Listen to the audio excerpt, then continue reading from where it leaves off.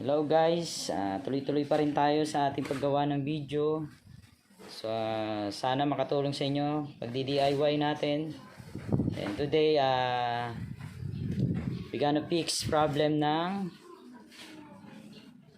Mio Sporty. So the main problem is hard starting.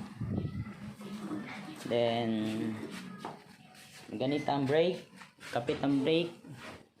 Then ito, papalitan natin na ibabalik natin sa original. Then may ingay sa loob ng gearbox.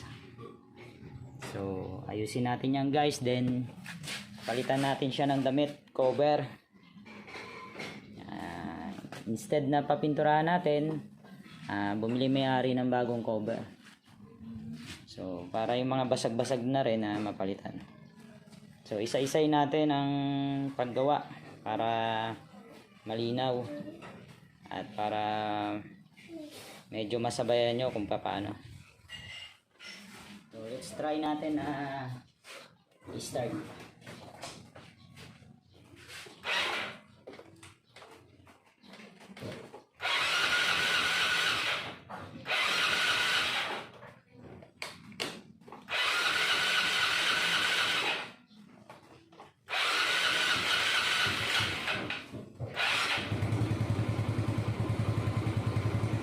Guys, start pero matagal.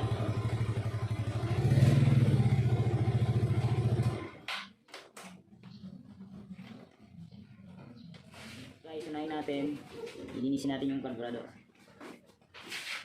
So para matanggal natin yung carburetor, tatanggalin natin yung cover na. Yan, may mga ilang tornilyo.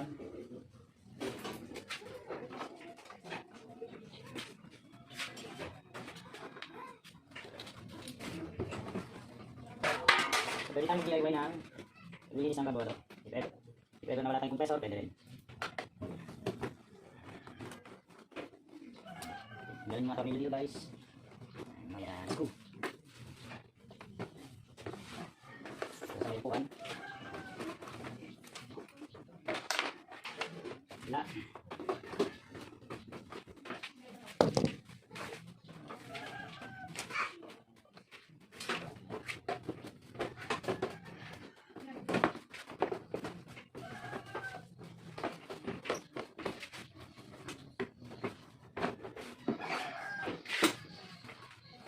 Guys, natanggalan natin yung cover dito. So ito ang carburetor nya. So para matanggal natin na maluwag, tatanggalin din natin itong utility box. So ang pagtanggal nito, meron dalawang tornilyo dito. Ayan. Then tatanggalin natin sa battery. Ayan. Tatanggal tayo ng battery.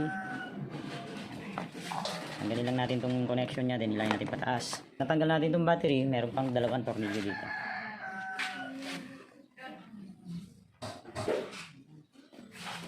Unahin natin tanggalin ang battery. Negative supply. Tanggalin natin.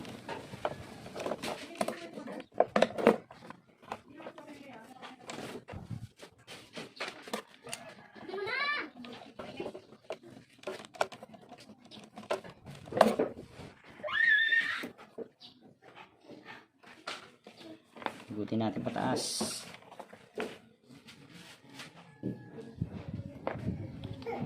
Gamit tayo ng ratchet. So number 10 na socket.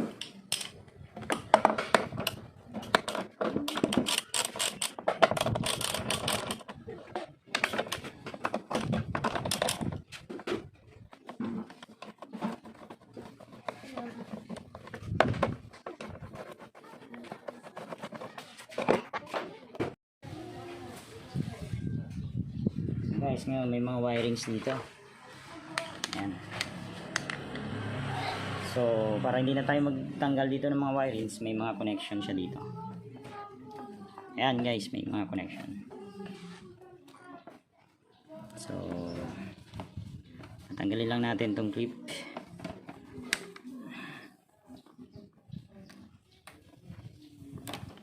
Then itong isa. So tanggal na siya guys. Then sa kabila naman,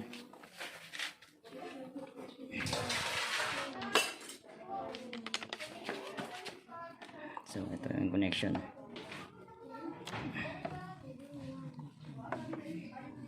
So itong sa negative niya, terminals, tatanggalin na lang natin dahil medyo malayo ang connection niya.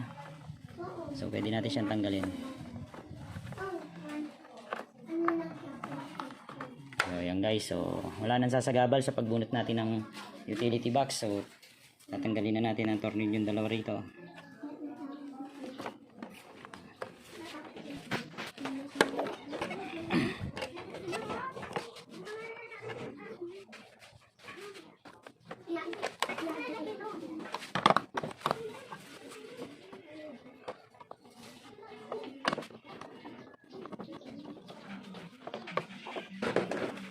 So yan guys, tanggal na natin.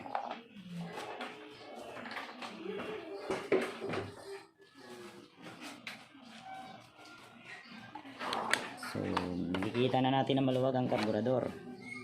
So matatanggal na natin. Matatanggal na natin siya ng maluwag. Guys, magpupulat na tayo ng karburador ng Muse 40. So i-cleaning natin yung Muse 40 niya, baka isa sa dahilan kung bakit siya hard start.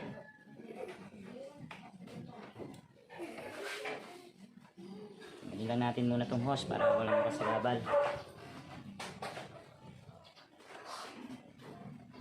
So ito yung breather hose nya.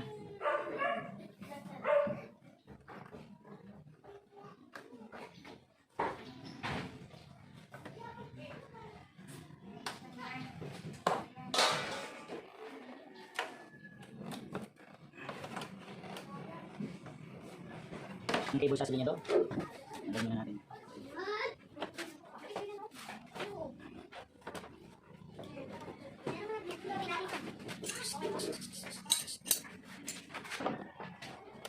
So, meron siyang natip sa ilalim. Kita natin. So, ganyan ang size ng juice. Luwagin lang.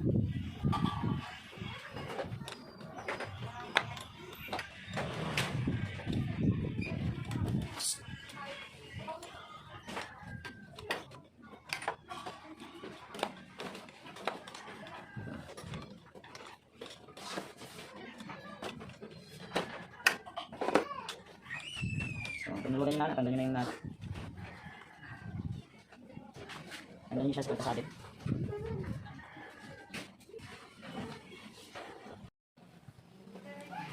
Guys, ito yung cable. Accelerator cable. Tatanggalin nyo lang sa pagkasabit. And second, itong choke cable. Gagamitan natin ng wrench na Gis.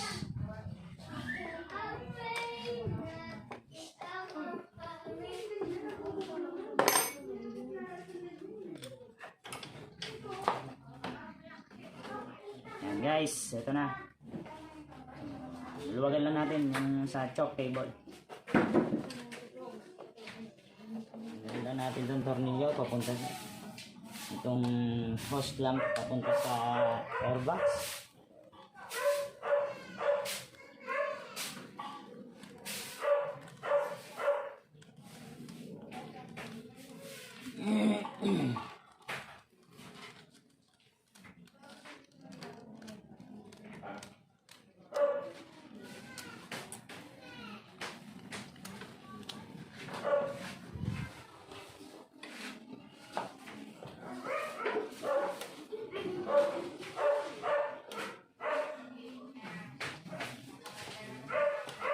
So para maluwag natin makuha to, hindi kayo mahirapan, pwede natin tanggalin itong airbox. Tanggalin nyo lang yung tornilyo dito, yung mga tornilyo sa kinakapitan ng airbox. So itong sa baba may tornilyo kaso wala na nakakabit guys, so ito na lang. Guys, tanggalin na muna natin itong airbox para hindi tayo mahirapan mag-pull out ng carburetor. So kahit hindi total tanggal, kahit imumove nyo lang ng konti. So kasi meron siyang naka-attach na wire dito kaya hindi natin siya matanggal.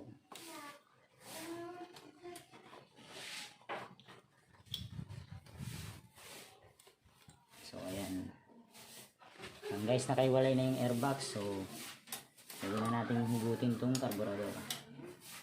Luwagan din natin isang hose clip.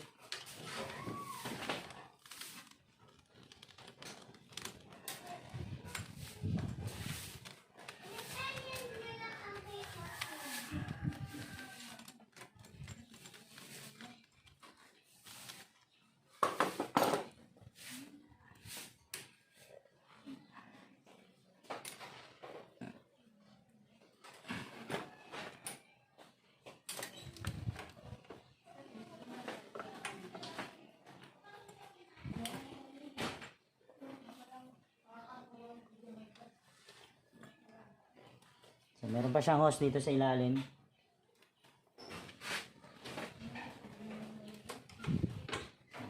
Dito sa ilalim sa side, tanggalin din natin.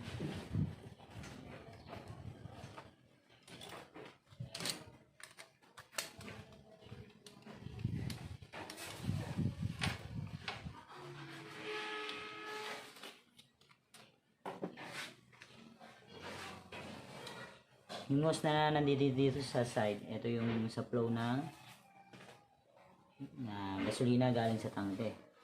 So, huwag kayong mag-alala kahit hindi nyo siya isara.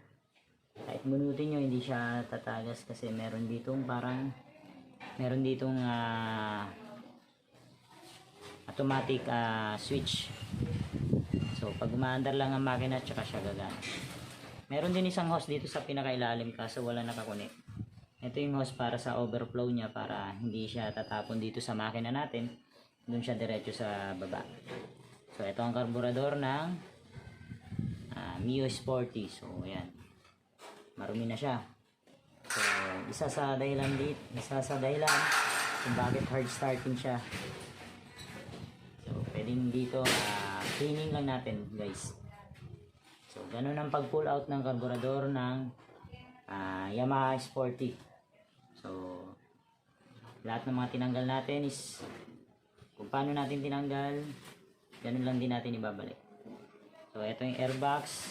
I-atras lang natin para hindi na tayo magtanggal ng intake manifold. So, pwede natin i-atras. Ngayon, itong airbox mamaya, tatanggalin din natin, i-cleaning din natin.